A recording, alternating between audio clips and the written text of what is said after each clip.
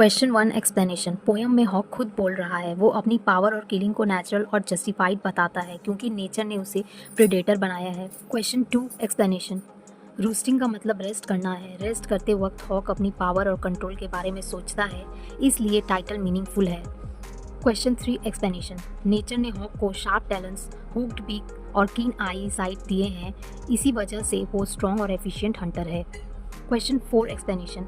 इस लाइन में हॉक को लगता है कि पूरी दुनिया उसके कंट्रोल में है। ये उसकी एक्सट्रीम प्राइड और डोमिनेंस को शो करता है। Question 5 explanation. हॉक कहता है कि वह फॉल्स ड्रीम्स नहीं देखता।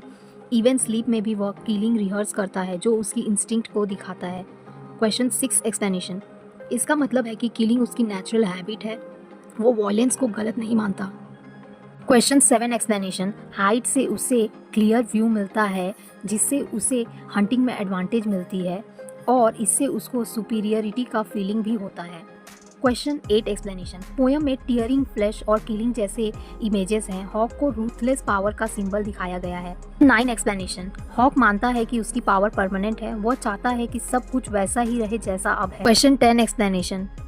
रूस्टिंग मतलब रेस्ट करना, लेकिन यहाँ रेस्ट थिंकिंग का टाइम है। इसी वक्त हॉक अपनी फिलोसॉफी ऑफ पावर बताता है, इसलिए यह वर्ड पोएम का सेंट्रल आइडिया है। Long questions. Question 1 explanation.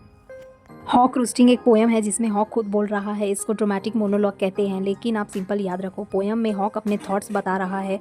रूस्टिंग का मतलब होता है ट्री पर बैठकर रेस्ट करना। रेस्ट करते वक्त हॉक सोच रहा है वह पावरफुल है और नेचर ने उसे शिकार करने के राइट दिए हैं। इस पोएम का मेन आइडिया है पावर और डोमिनेंस। Question 2 explanation. स्टूडेंट्स, यहाँ एक वर्ड है सोफिस्ट्री। इसका सिंपल मतलब होता है झूठी बात या चालाक रीजनिंग। हॉक कह रहा है कि वह जो करता है सीधा करता है, बिना झूठ बोले और बिना सिंपैथी के।